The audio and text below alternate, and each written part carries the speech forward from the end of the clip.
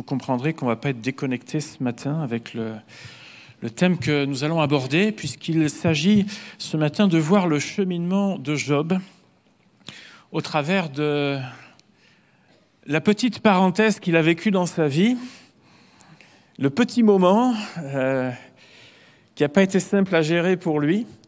Et on va voir que, bien sûr, et nous rappeler que Dieu tient toutes choses entre ses mains. Un livre complet et consacré à la vie de Job et plus particulièrement à une période donc, de sa vie qu'il a dû endurer, subir, tout ce que vous voulez, mais de laquelle il est sorti. Merci Seigneur.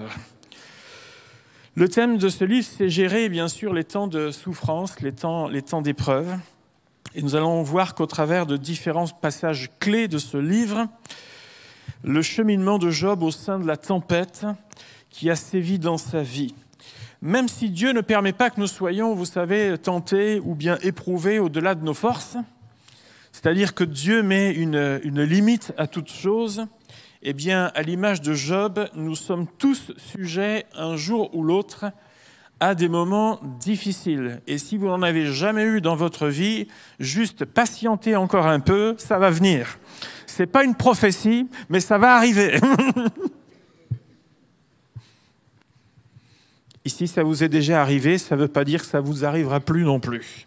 Vous allez dire, mais il est d'un optimisme, le pasteur, ce matin, c'est assez incroyable.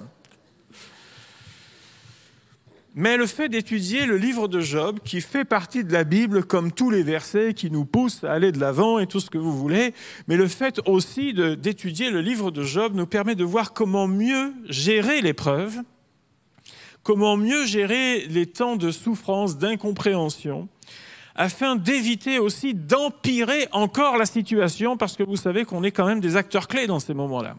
Et donc de voir comment nous pouvons au mieux, en attendant que des jours meilleurs soient devant, comment au mieux gérer tout ça. Alors qui est Job ? On va lire Job chapitre 1er, donc les 3 premiers versets de ce livre, donc c'est juste avant les psaumes. Voilà les 3 premiers versets. Job chapitre 1er, versets 1 à 3, donc. Il y avait dans le pays d'Ut, ou Dut, si vous prononcez toutes les lettres, ça dépend des régions, des endroits, un homme qui s'appelait Job. Et cet homme était intègre et droit. Il craignait Dieu et se détournait du mal. Il lui naquit 7 fils et 3 filles. Il possédait 7000 brebis, 3000 chameaux, 500 paires de bœufs, 500 ânesses et un très grand nombre de serviteurs. Et cet homme était le plus considérable de tous les fils d'Orient. Si je voulais reprendre une expression, ou en tout cas un autre passage biblique que j'ai employé ces dernières semaines, on pourrait dire que Job était ce qu'on appelle un vase d'honneur. Il aime Dieu, il est consacré à Dieu, il est droit, il est intègre dans sa vie, et vraiment il veille aussi constamment sur ses pas et sur sa vie. Voilà, on pourrait dire, voilà un homme exemplaire, quoi. En outre, il est présenté comme quelqu'un qui a réussi dans les affaires. La gestion de son domaine, de son patrimoine. Il a une jolie famille, c'était un signe, vous savez, pour l'époque, d'une certaine réussite également, quand on avait une jolie famille. Il est respectueux envers ses serviteurs, ce qui n'est pas donné à tout le monde à cette époque. Un serviteur, c'était un esclave, il y avait droit de vie et de mort et tout ce que vous voulez. Et donc, il était respectueux, lui, avec ceux qui étaient à son service. Il a une excellente notoriété. Et il a une bonne santé. Job est donc un homme heureux et comblé. De quoi il a besoin de plus, hein ? Tout va bien pour lui, tout roule bien. Mais il va se passer un petit quelque chose dans sa vie. Satan va contester à 2 reprises auprès de Dieu l'intégrité du cœur de Job, en disant « Mais est-ce que c'est d'une manière désintéressée que Job te craint ?» En fait, tout lui réussit, donc forcément, il peut être que reconnaissant à Dieu. Enfin, il n'oublie pas Dieu dans ces moments-là. Mais enfin, est-ce que ce n'est pas parce qu'il a tout qu'il est aussi reconnaissant, aussi heureux, aussi droit dans les voies de Dieu ? Mais si on lui enlève un peu tout ça, un petit peu toutes ses sécurités, son environnement, si on lui enlève tout ça, est-ce qu'il sera toujours droit et intègre ? Voilà la question. Et donc, en 2 temps, si on lui enlève d'abord sa réussite et que sa propre famille est touchée, chair de sa chair est touchée, et ensuite si on lui enlève la santé, est-ce que Job va continuer à être aussi droit et intègre dans les voies de Dieu? Et donc, dans ces deux étapes, Job va perdre toutes ses sécurités et se retrouver plongé au sein d'une très grande épreuve. En quelque temps, il va perdre ses troupeaux. Donc, l'ensemble de ses biens, son patrimoine. La plupart de ses serviteurs vont disparaître, mourir. Ses propres enfants vont disparaître. Sa santé va être touchée d'un ulcère malin des pieds jusqu'à la tête, nous dit la Bible. Et quand on voit le descriptif pendant tout ce livre, ça ressemble à quelque chose comme un cancer des os, en fait. Ça ressemble à ça. C'est tellement douloureux qu'il prend un tesson pour se gratter, ou alors il va s'asseoir dans la cendre. Alors évidemment, elle n'est pas incandescente, mais enfin, vous savez comme moi que même descendre un jour ou deux après, vous mettez la main dedans, c'est pas bon. Et lui, il préfère s'asseoir là-dedans, ça le soulage de sa douleur. C'est juste pour dire à quel point il en est en termes de souffrance. Inutile de vous dire que tous les antalgiques, à l'époque, il y avait bien quelques infusions, mais apparemment, ça ne fonctionnait pas. Job bascule d'un homme heureux, d'un homme considéré, d'un homme comblé, à un homme qui est en état de choc de tout ce qui peut s'abattre sur sa vie.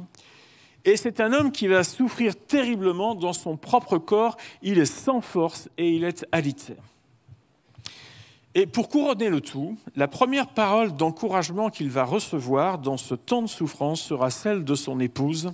Alors ça ne veut pas dire que toutes les épouses ont ce genre de parole, on est bien d'accord là-dessus. Voilà, je viens de me réconcilier avec la moitié de l'auditoire.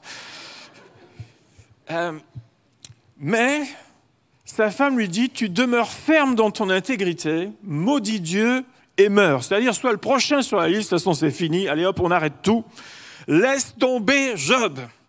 Première parole d'encouragement. Voilà, on va dire, il n'est pas aidé le garçon. Satan cherchera tout au long de notre vie à récupérer ce qui était sa propriété. Il n'a jamais accepté sa défaite, c'est-à-dire le fait que vous apparteniez au Seigneur. Il ne voudra en aucun cas abdiquer. Je ne sais pas si vous avez déjà vu des mauvais perdants. C'est dur, hein. Même aux jeux de société, il y en a, ils vous fatiguent. Hein. Non, mais c'était juste un jeu, là, d'accord ? Voilà, t'as perdu, c'est bon, voilà, on va passer à autre chose maintenant. Mais là, c'est concernant la vie, donc quelque chose de beaucoup plus sérieux. Mais jamais il n'acceptera cette défaite dans la vie.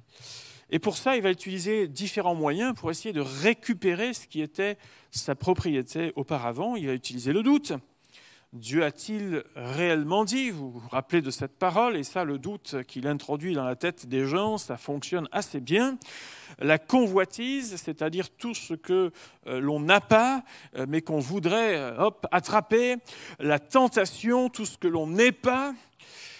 La ruse ou encore le mensonge, et j'en passe, tous les coups sont permis. Il n'y a pas de règle avec lui. Et tous les ingrédients sont donc là réunis pour que Job abandonne la foi, pour qu'il jette l'éponge et ne puisse pas repartir dans la vie. Donc Job est vraiment dans un premier état, c'est son état un peu de choc de tout ce qui s'abat sur lui juste en quelque temps. Ça s'est fait de manière assez rapide. Et les premières réactions de Job sont tous, je dirais, elles nous scotchent tous, quoi, autant qu'on est.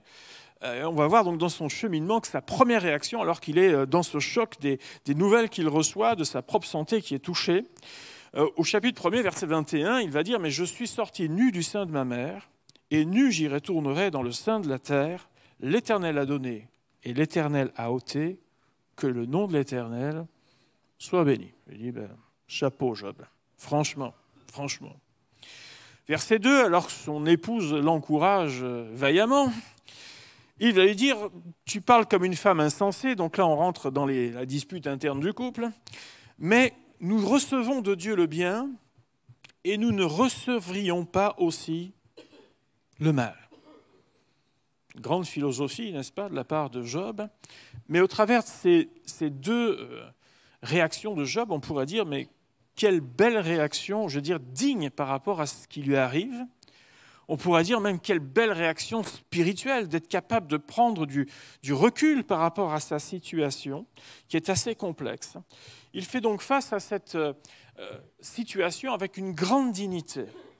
Et on a là tous les bons réflexes d'un homme qui craint Dieu, qui aime Dieu, et tout ça semble très bien en place dans la vie de Job. Oui, mais les jours vont passer.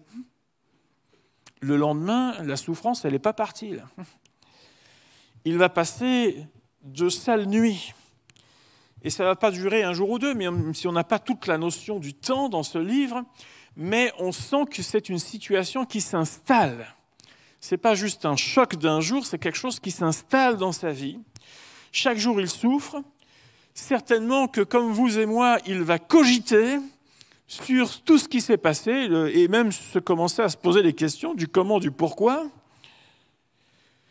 Et lorsque ses amis lui rendent visite, son discours, qui semblait celui de discours de quelqu'un qui était bien en face, qui était bien, je dirais, bien posé dans sa foi, etc., il va évoluer. Il va évoluer. Chapitre 3, il va vouloir maudire le jour où il est né. Ah, tiens, ça change un peu. Maudit soit le jour où je suis né. Il aurait préféré que ce jour n'existe pas. Il dira « Je n'ai ni tranquillité, ni paix, ni repos, et le trouble s'est emparé de moi. » Voilà que de quelqu'un qui semble avoir une certaine dignité, assurance, on a quelqu'un qui devient de plus en plus perturbé. Et évidemment, on peut le comprendre. Il entre dans une phase où il va davantage subir la situation de son épreuve. Il n'a plus de ressort, il n'a plus d'énergie, et il va avoir un discours qui est beaucoup plus négatif, beaucoup plus pessimiste, alors qu'il avait auparavant un discours qui semblait assez bien posé et bien spirituel. Vous savez que parfois on dit « ça ira mieux demain ». Ce n'est pas toujours vrai, parce que ce n'était pas le cas en tout cas dans la vie de Job. Job est en pleine crise de souffrance et ne souhaite qu'une chose, c'est que ça s'arrête. Ça, c'était ce qu'il disait alors que ses amis arrivent. Et les amis de Job, vous savez, vont jouer un grand rôle dans le cheminement de Job. Alors, à défaut de pouvoir l'aider directement, puisqu'ils n'ont pas été d'une grande aide en réalité pour ça, mais ses amis vont au moins avoir le mérite, tout au long de ce livre, de pousser Job dans ses propres retranchements et vont le pousser même à réagir. On pensait qu'il n'avait plus de ressort, mais en fait, devant tout ce qu'il entend, à un moment donné, il dit « Non, là, je ne peux pas me taire, ça suffit, il faut que je dise quelque chose. » Il va répondre. Donc, il est dans cette phase-là où il est pas bien, et il va commencer alors qu'il disait Dieu peut très bien nous donner le bien comme le mal, l'Éternel a donné, l'Éternel a repris, que le nom de l'Éternel soit béni, son discours va vraiment évoluer avec le temps. Dans les chapitres 9 et 10, Job va imputer ce qu'il vit directement à Dieu. Il dira que Dieu l'assaille comme par une tempête. Il multiplie sans raison, il dira, mes blessures. Il ne me laisse pas respirer. Il est celui qui me rassasie d'amertume. Donc directement là, il vient comme pour dire, Dieu, c'est ta faute. Il pense même que Dieu se moque de sa situation. Chapitre 9, verset 23, il se rit des épreuves de l'innocent. L'innocent, c'est lui, même s'il parle à la troisième personne, il parle bien de sa situation. Il se rit. Fais-moi savoir pourquoi tu me prends à partie. C'est comme un peu un boxeur qui est dans les cordes et qui prend une avalanche de coups. Il attend qu'une chose, c'est que le gong sonne ou que l'arbitre arrête, quoi. Dans son discours, il se dit que même s'il est innocent, il va décrier, crier son innocence à de nombreuses reprises. Il dira, mais de toute façon, devant Dieu, moi je suis coupable. Je ne peux pas lutter puisqu'il s'agit de Dieu. Si encore c'était un homme, je pourrais encore faire. Mais là, il s'agit de Dieu. Comment voulez-vous que je lutte avec Dieu ? Et son discours va être même, autant quand il parle à ses amis et qu'il leur répond, ça va être assez incisif, il va utiliser pendant toute une période, le même ton vis-à-vis de Dieu. C'est-à-dire qu'il va parler à Dieu comme il parle à ses amis qui sont en train de l'embêter. Il est gêné par le silence de Dieu, alors que lui veut une explication. Il est gêné par le fait d'être traité à égal avec le méchant. Ça ne rentre pas dans son logiciel. Il dit non, ça c'est pas normal. Que le méchant paye, je comprends, mais le juste, alors ça non. Ça non. Ça c'est pas normal. Vous savez comme moi qu'il arrive que, comme Job, devant certaines situations de la vie, on ait envie de se rebeller. Ça vous arrive jamais, n'est-ce pas? D'en vouloir aussi à Dieu, ça aussi, ça nous arrive jamais. Ou de ne pas comprendre sa justice. Alors ça, c'est dur. Comprendre la justice de Dieu. Vous vous rappelez de la justice des disciples devant un problème un jour? Est-ce que tu veux que le feu du ciel, qu'on commande au feu du ciel, qu'il descende et qu'il les consume, comme ça on résout le problème? Ça, c'était leur justice. Voilà, ils nous posent des difficultés, donc on les crame, comme ça on n'en parle plus. Bon, puis Jésus a dit, là, on va s'y prendre autrement, si ça ne vous dérange pas. Voilà, on va faire autre chose. On va faire autre chose, là. Mais voilà un peu comment... et c'est vrai que la notion de justice de Dieu, elle est parfois pour nous un peu compliquée. Pour nous, quand il y a mal, il doit y avoir sanction. C'est pas normal que quelqu'un court encore comme un impuni alors que on a du mal avec ça. Enfin, Jésus sur la croix a été capable à un brigand repentant qui n'était pas là pour rien de lui dire aujourd'hui tu seras avec moi dans le paradis.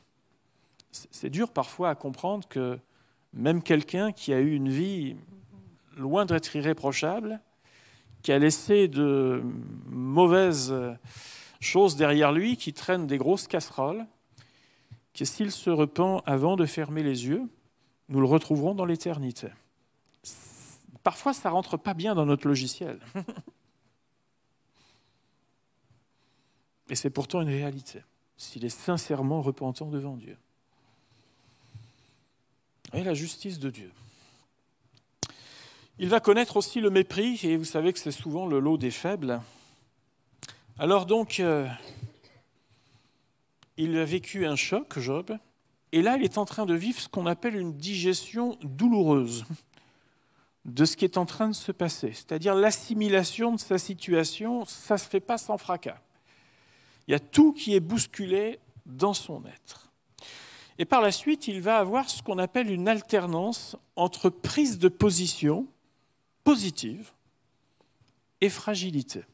Ça va être la troisième phase de Job. Après le choc, après la digestion douloureuse de tout ce qui se passe avec le comment, du pourquoi et compagnie, la troisième phase va être alternance entre prise de position positive et fragilité. C'est-à-dire, si vous prenez l'exemple d'une ligne de flottaison, de temps en temps, il était un peu en dessous, et à d'autres moments, il arrivait à refaire surface, à reprendre un peu d'oxygène. Et là, il a alterné comme ça pendant toute une période. Le choc, donc il est en bas, la position où il se dit, oh là, tout tombe un petit peu chez lui, puis là, hop, il refait surface, et hop, il replonge. Là, c'est zone de fragilité. Voilà. Il a du mal à assurer le maintien. Et il va y avoir comme ça plusieurs cycles qui vont s'enchaîner dans ce livre. Il va d'abord s'exprimer en disant à ses amis, chapitre 13, « Écoutez, vous êtes bien gentils, mais taisez-vous et laissez-moi tranquille. » Voilà, donc là, boum, pour quelqu'un qui est alité, qui ne va pas bien, là, d'un seul coup, ça y est, là, il commence à réagir. Et concernant Dieu, il dira, « Bien, me voici prêt à plaider ma cause, car je sais que j'ai raison. » Chapitre 13, verset 18. Prêt à plaider ma cause avec Dieu, je sais que j'ai raison, je peux y aller, j'ai le dossier sous le bras, on y va, et on va discuter avec Dieu. Donc il plaide sa cause auprès de Dieu. Il va le faire de façon assez maladroite, assez incisive avec Dieu, comme il le fait avec ses amis, comme je vous ai dit auparavant. Mais c'est déjà une évolution par rapport à quelque temps auparavant. Mais malgré tout ça, il va continuer à dire à Dieu, chapitre 14, « Tu me fais aller en justice avec toi. » C'est-à-dire, je n'ai pas le choix, là. Je suis obligé de prendre mon dossier et d'aller plaider avec toi. Tu ne fais pas le choix. on y va, on va au procès tous les deux. Mais il se dira en même temps, comment d'un être souillé sortira-t-il un homme pur? Alors que jusque-là, c'est j'ai raison, je suis droit, j'ai rien fait, il se dit, bon, attends, c'est quand même devant Dieu que je vais, et même si je n'ai pas quelque chose de grand à me reprocher, je reste un être humain avec toute sa fragilité. Il commence à reconnaître ça. Évolution quand même.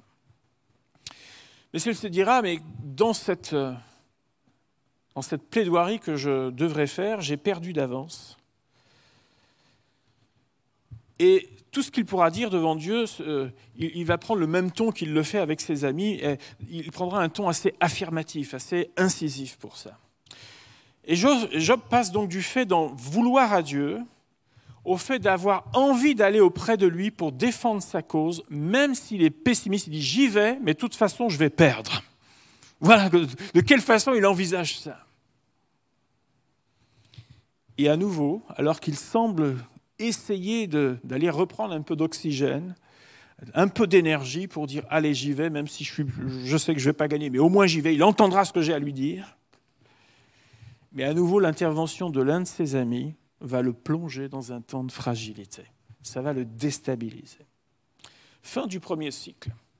Deuxième cycle de Job, à nouveau dans cette alternance entre oxygène et manque d'oxygène. Un nouveau sursaut dans Job chapitre 19, verset 25, où il dira « Je sais que mon Rédempteur est vivant et qu'il se lèvera le dernier sur la terre. » Oh, là encore, une belle affirmation de la part de Job, un bon sursaut de sa part. Sa situation s'éternise et tout ce qu'il peut dire est considéré comme une plainte. Il dit, de toute façon, quoi que je dise, que voulez-vous que je dise avec ce que je vis? J'ai fait le tour de la question. Mais le ciel semble fermé. Dieu ne répond pas. Il est comme introuvable. Il dit, j'ai beau essayer de venir, je toque à la porte, personne ne m'ouvre. Où est-ce qu'il est? Où est Dieu? Et là, à nouveau, Job, après avoir essayé de remonter en surface, va refaire quelques glouglous. Troisième cycle de Job, chapitre 27, verset 2. Il dira « Dieu qui me refuse justice est vivant. Le Tout-Puissant qui remplit mon âme d'amertume est vivant. Il est conscient que même s'il vit ce qu'il vit, Dieu est toujours Dieu. » Voilà ce qu'il est en train de proclamer.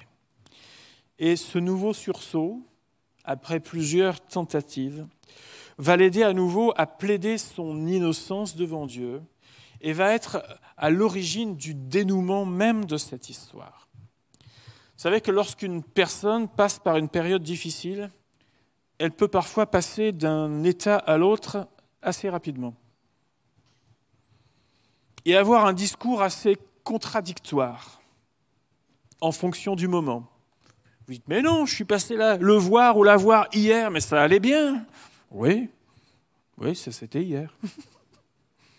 Et puis peut-être qu'une autre personne qui va la voir le lendemain, là on est au fond du trou.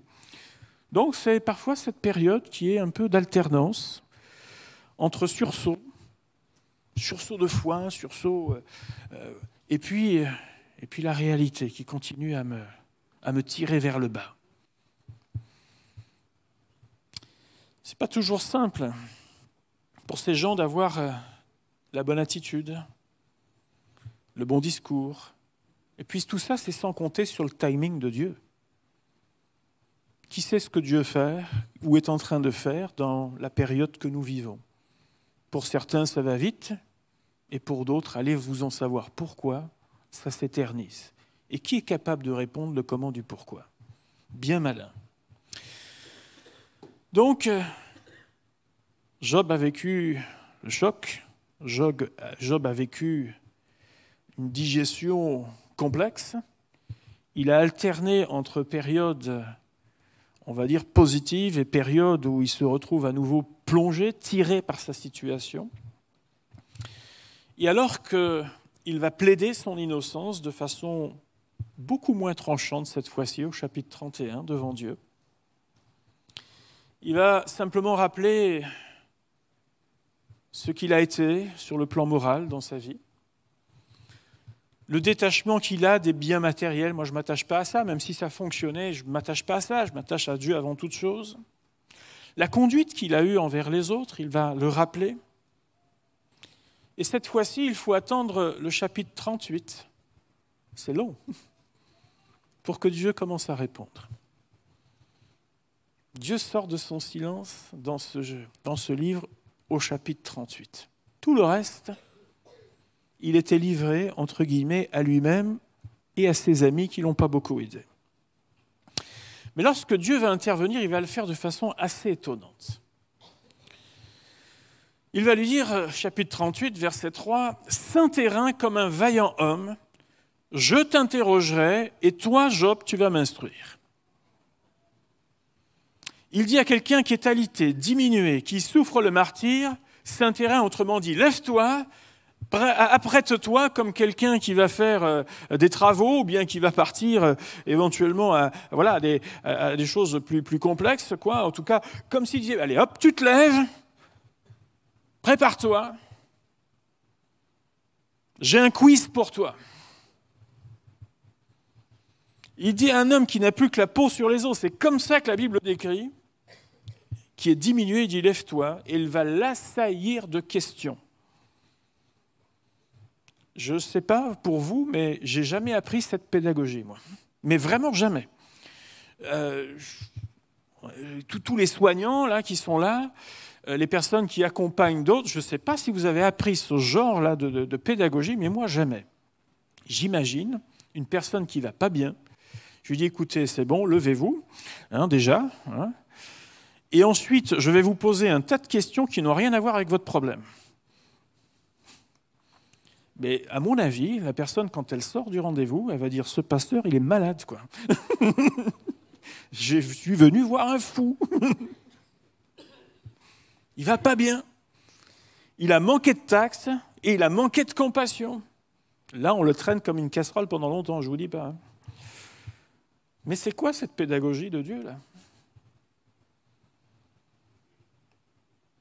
Mais enfin, à la fin de la série de questions, en fait, ce que Dieu cherchait à faire, c'est de ne pas répondre à son problème de souffrance, mais à son problème de raisonnement qu'il a depuis le début. Ce n'est pas pour ça que Job venait, mais Dieu veut d'abord adresser ça. Et Job 39, verset 34, il nous a dit, l'Éternel s'adressant à Job, dit, « Celui qui dispute contre le Tout-Puissant est-il convaincu ? Celui qui conteste avec Dieu a-t-il une réplique à faire ? » Job répondit à l'Éternel et dit, « Voici, je suis trop peu de choses, que te répliquerai-je ? Je mets la main sur ma bouche, j'ai parlé une fois et je ne répondrai plus, 2 fois, je n'ajouterai rien. » En fait, là, Job comprend que depuis le début, il a beaucoup parlé, il a beaucoup philosophé sur un tas de choses, qui n'étaient pas fausses,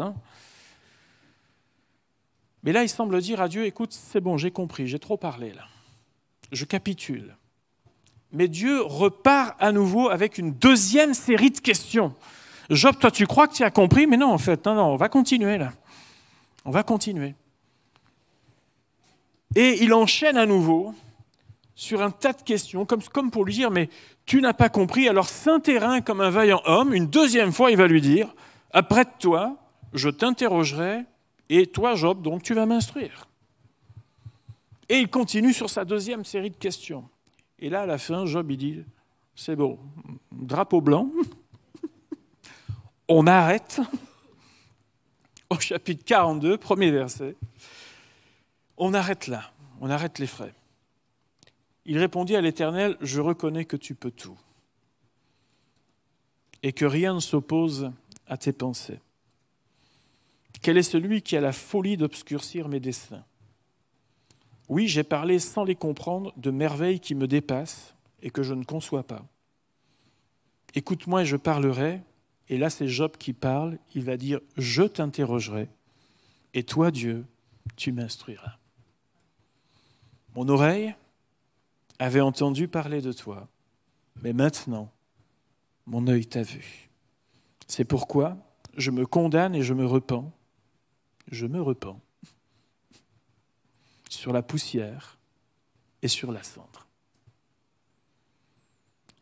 Job n'était pas coupable au départ d'une attitude quelconque, mais il reconnaît que dans son cheminement, ça n'a pas toujours été ce qu'il fallait. Et de ça, il s'en repent.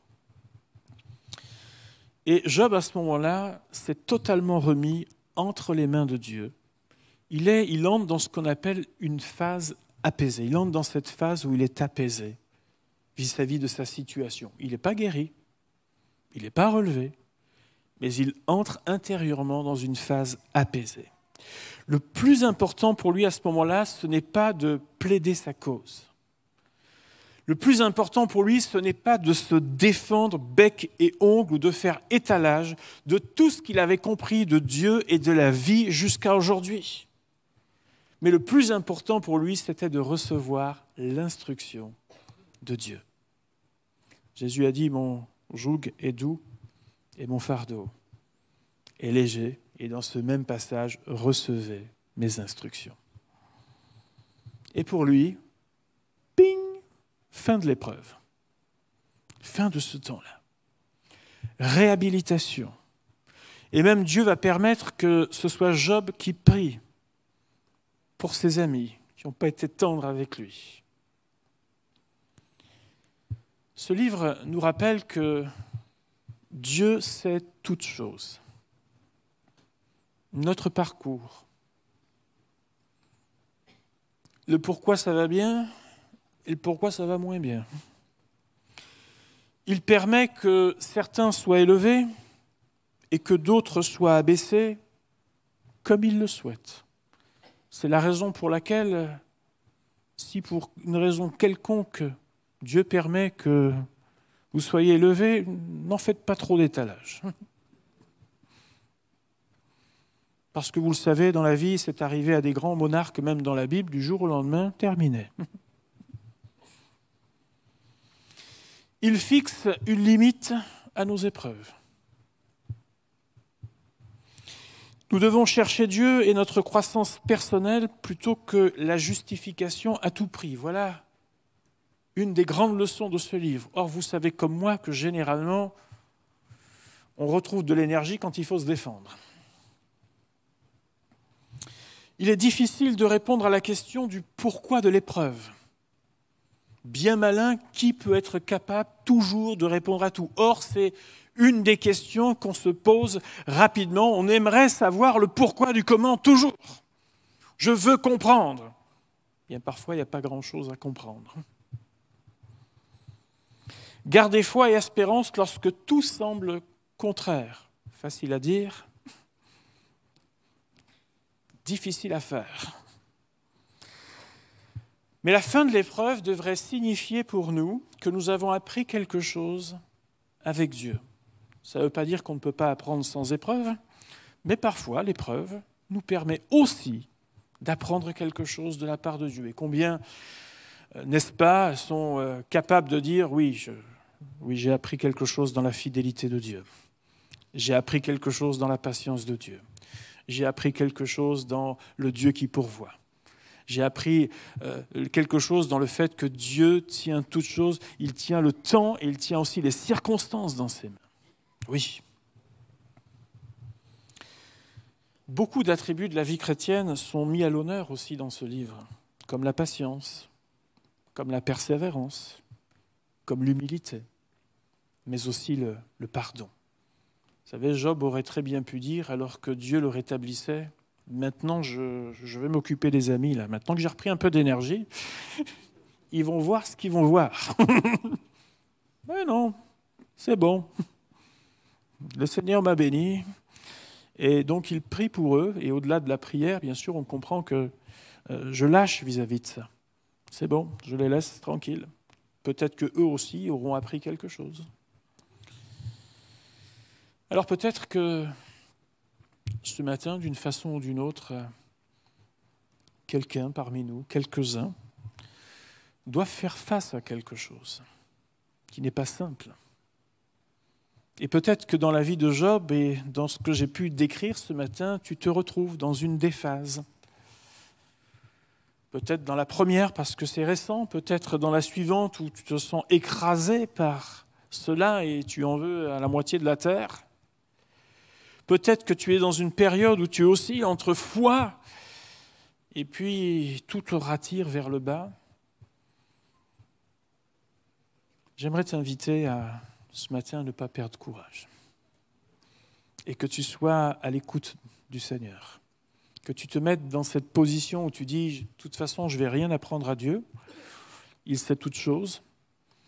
Je ne vais pas crier plus fort ou taper du poing plus fort sur la table avec Dieu, même si je ne comprends pas tout, mais je veux venir à lui tel que je suis. Et je veux ouvrir mon oreille, ouvrir mon cœur, et quand Dieu tu le permettras, je veux recevoir ce que tu as pour moi, parce que je sais qu'un seul mot de toi suffira pour dire fin de l'épreuve, pour dire réhabilitation, pour dire guérison, pour dire avancer, pour dire rétablir les choses. Et un seul mot de Dieu. Ça n'a pas demandé des tempêtes interstellaires pour que Dieu rétablisse Job. Mais la Bible nous dit, comme si c'était presque naturel, eh bien Job, hop, il est reparti. Et c'est aussi naturel pour Dieu. Et j'aimerais ce matin peut-être que si tu vis des temps bénis, et merci Seigneur, mais d'autres parmi nous ne vivent pas ça. Et Dieu aura sa pédagogie avec toi qui pourra peut-être t'étonner. Mais elle est bonne. Il le fera de la meilleure des façons pour toi. Parce qu'il veut ton bien.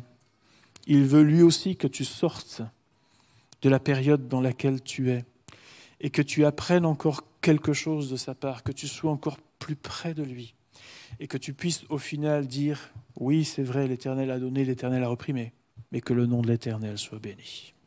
Que tu puisses dire, mon oreille avait entendu plein de choses, mais maintenant je sais, maintenant je vois, maintenant je vis les choses, c'est plus une théorie dans ma tête, c'est la vérité que je vis maintenant en Dieu. Qu'on puisse ce matin, tout simplement devant le Seigneur, prier, demander sa grâce parmi nous. Et puis peut-être quelqu'un est-il dans la souffrance, est-il dans un temps d'épreuve particulier, bien-aimé, avance. Sois patient, mais permets aussi à Dieu de te parler, permets à Dieu de te conduire et de te sortir de là ce matin. Merci notre Dieu, notre Père. Tu nous as laissé un livre entier et bien d'autres passages encore concernant les vicissitudes de la vie. Et si tu l'as fait, c'est parce qu'on en a besoin. Et je veux te prier ce matin que au-delà de ce que nous pouvons retenir en théorie, que tu nous aides lorsque nous sommes nous-mêmes plongés dans la difficulté, parfois dans l'incompréhension, que nous sachions, Seigneur, faire ce qu'il faut à notre niveau, sachant que toi, tu feras ce que tu feras à ton niveau, en temps voulu, Seigneur. Aide-nous à traverser chaque moment avec toi. Merci parce que tu ne nous quittes jamais, même lorsque tu ne réponds pas tout de suite, même lorsque tu sembles éloigné, ou même lorsque la façon dont tu t'y prends, ça ne correspond pas à ce que parfois nous attendons. Parce que toi, tu vas au-delà, Seigneur, de ce que nous pouvons penser et imaginer. Je te remercie parce que tes plans sont parfaits. Et je te prie, Seigneur, d'accompagner, comme tu sais si bien le faire, toute personne qui, parmi nous, gère un temps difficile. Aide-nous aussi à être de ceux qui, dans l'accompagnement de ceux qui passent par des temps difficiles, à être de ceux qui les aident, à être de ceux qui savent avoir une oreille attentive, à être de ceux qui n'ont pas forcément réponse à tout, mais qui restent auprès des bien-aimés dans la souffrance. Merci Seigneur, et que ton nom soit béni. Amen. Amen. Amen.